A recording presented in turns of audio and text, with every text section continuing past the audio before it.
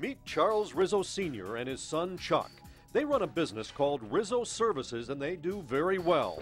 Chuck lives in this $1 million house on Lakeshore Drive in Grosse Pointe Shores. He spent a bundle fixing it up. He tools around in a Hummer. Senior also has a nice crib in the Points, and he just bought a $500,000 vacation home in this gated community in Naples, Florida. The Rizzos made their fortune in trash hauling, landscaping, and snow plowing. And here's something that's key to the story. Their company is headquartered in Warren, and all of their operations are in the suburbs. So here's the question. How were these successful guys from the suburbs able to take advantage of a program aimed at helping minority-owned businesses located in Detroit? As you're about to see, they manipulated the system. I'll tell you how in a minute. Right now, let me give you some background. All you have to do is drive around Detroit and you can see the devastation. A lot of businesses and jobs have disappeared. One way to help companies survive in the city and create jobs for Detroiters is to help them land city contracts.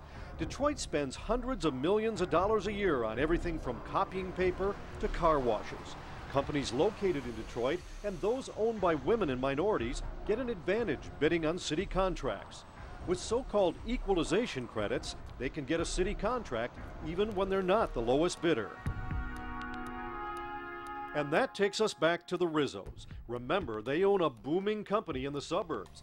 Yet our investigation reveals they took advantage of those credits meant for minority-owned businesses located in the city, and they landed millions of dollars in city contracts.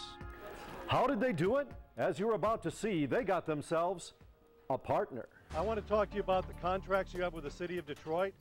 Meet Sandra Kent, owner of WEG, the Women's Economic Empowerment Group. She and the Rizzos formed a joint venture. They won over $2 million in city contracts for tree cutting and snow removal. They weren't the lowest bidder, but they got the contracts because Kent's company is minority owned and based in Detroit.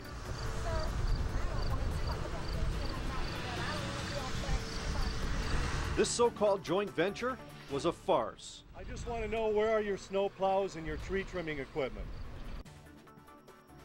Are you ready for this? Sandra Kent doesn't own a single snowplow or a chainsaw. She doesn't have any employees to cut trees or plow streets. She's in the food delivery business. So who cut the trees and plowed the streets? According to city records, all the work was done by Rizzo Services, and our sources say they also got most of the money. Do you see the problem here? You have a program designed to help minority businesses and create jobs for Detroiters, and all of the work and most of the money goes to white guys in the suburbs? Sandra Kent didn't hire any workers, didn't buy or lease any equipment, didn't plow a single street or cut a single tree. You might be wondering, how'd they ever get away with this? They must have really pulled the wool over the city's eyes on this one, huh? Nah, the city knew exactly what was going on. Sandra Kent spelled it all out in this letter. Rizzo Services will provide the actual tree removal services. WEG does the paperwork. The city accepted that, even though their rules say minority partners have to do at least 51% of the work and get at least 51% of the money. Somebody gave these guys a free pass, but why? Here's the part that should really tick you off. Rizzo, with their Detroit partner, got a 13% bidding advantage. They got this contract even though there were two other companies that would have done the job cheaper. You think they weren't a little miffed? One company, the Energy Group, was so mad they whipped off this letter of protest. They wanted to know how Kent's company got equalization credits while subcontracting 100% of the contract to a suburban company.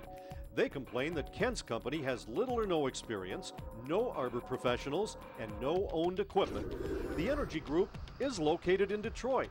Despite their protest, the city awarded the bulk of the tree removal work to WEG and Rizzo.